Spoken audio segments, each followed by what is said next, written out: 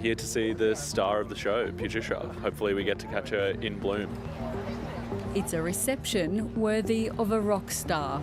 We're all over it. We're ready. I think it'll be the Sorry. We are so excited. We've walked into the glass house that she's in and we've actually noticed that she's starting to open, and we have been waiting for this. A celebrity species of the horticultural variety, Titan arum. I think everyone here at the Royal Botanic Garden Sydney won't be sleeping tonight.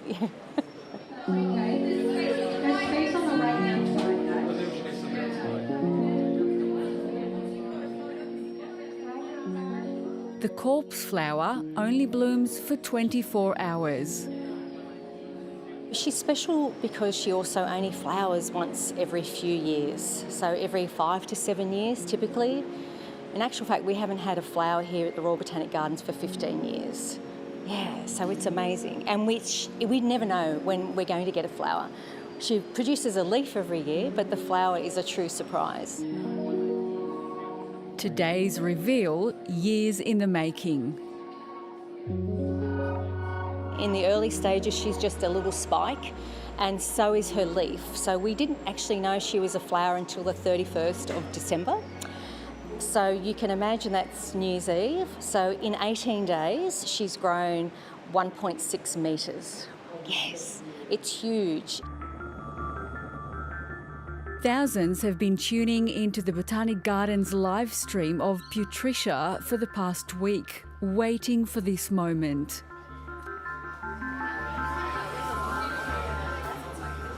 She is a social media sensation around the world.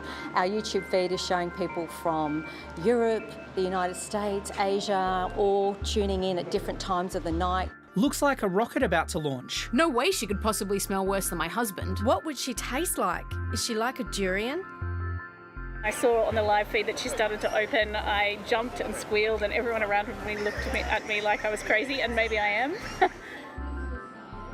I think the scent is going to be what's really interesting, because you can watch it on the live feed, but then actually smelling it I think will be kind of next level.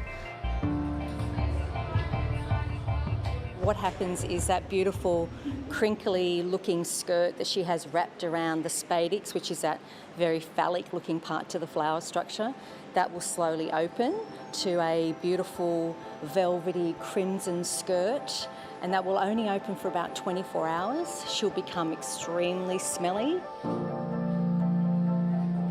That smell, described as being like rotting flesh, wet socks, or hot cat food.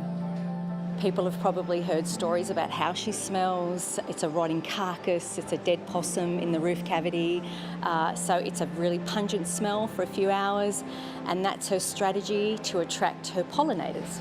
She also gets really hot, so she gets to about 36, 37 degrees, so that mixture of smell and heat, the smell wafts through the Sumatran rainforest and it attracts the pollinators to come and do the pollination for her.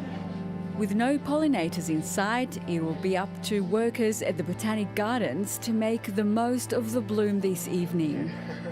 She's special because she's endangered. We estimate there's only about 300 of them left in Western Sumatra, Indonesia. We're having to potentially hand pollinate her to replicate what an insect would normally do. I'm looking forward to being here when she opens completely, and I hope that's tonight or maybe tomorrow. I've been following her for a few days, and I was able to come today in the hope that it would happen today, so I'm lucky that it is. But even if she hadn't opened today, I would have come down anyway.